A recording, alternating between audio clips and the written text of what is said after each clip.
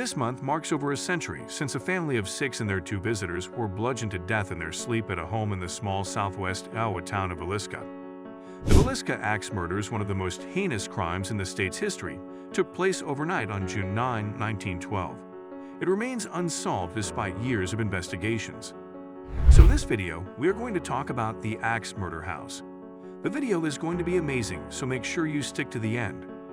Before starting the video, be sure to smash the like button and subscribe to never miss out on any of our videos. The Moore family consisted of parents Joseph B. and their 4 children, Herman Montgomery, Mary Catherine Arthur Boyd, and Paul Vernon. An affluent family, the Moores were well known and well liked in their community. On June 9, 1912, Mary Catherine Moore invited Ina May and Lena Gertrude Stillinger to spend the night at the Moore residence.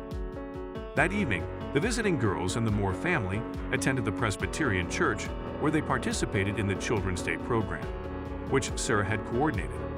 After the program ended at 9:30 p.m., the Moores and the Stillinger sisters walked to the Moores' house, arriving between 9:45 and 10 p.m. In 1994, Darwin and Martha Lynn of Corning, Iowa, purchased the former home of murder victim J.B. Moore and his family. The house was returned to its original condition at the time of the murders on June 10, 1912. It was listed on the National Registrar of Historic Places and open for tours. Films and books on the murders have recently captured the interest of an audience who had never heard of this horrendous crime. Psychics claim they've identified the murderer, and history buffs continue collecting piles of documents they say point to the truth. In all honesty, though, we'll never really know what happened on that dark night inside the home of J.B. and Sarah Moore. The murderer or murderers were never caught, and given the many years that have passed, their dark secret was obviously carried with them to their own graves. For some, the speculation was almost too much to bear, and in 1912, townspeople began to distinguish and identify themselves by who they believed committed the crime. Friendships became strained and, in many cases, irretrievably broken. The town stood then, and in many cases, still stands divided. The pain of a terrible tragedy forced neighbors to look with suspicion upon neighbors. The killer had added 2 bizarre touches to the murder scene. The first was a 4-pound piece of slab bacon leaning against the wall next to the axe. The murderer also had searched dresser drawers for pieces of clothing to cover the mirrors in the house and the glass in the entry doors.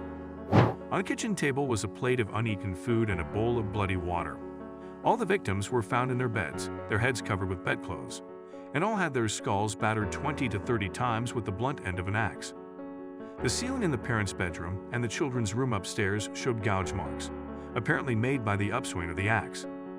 Though Lena Stillinger's nightgown had been pushed up and she'd been left exposed, doctors concluded she had not been sexually abused.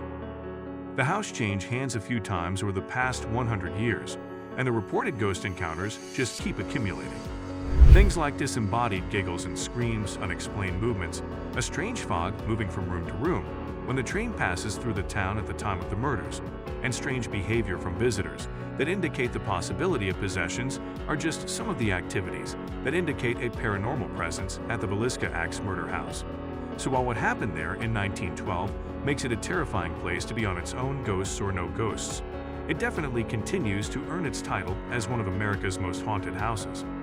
Today, the Villisca Axe Murder House serves as a paranormal hotel, where groups of 6 or fewer can pay $428 to book an overnight in the house. Accommodations are spare. In fact, it's recommended that guests pack their own sleeping bag, not that they'll be getting much sleep. As for Martha herself, she doesn't like to talk about her own ghost sightings in the house, as to not color the experience of the guests. She did, however, share this comment: "I feel like there's something there." If indeed there are spirits, you have to realize that 6 of them are children.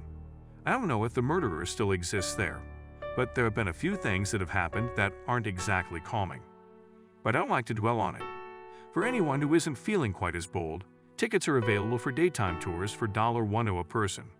Let us know your opinion in the comment section below. This was all for today. Hope you liked the video. Do not forget to subscribe to our YouTube channel. Stay safe, and we will be back soon with another video.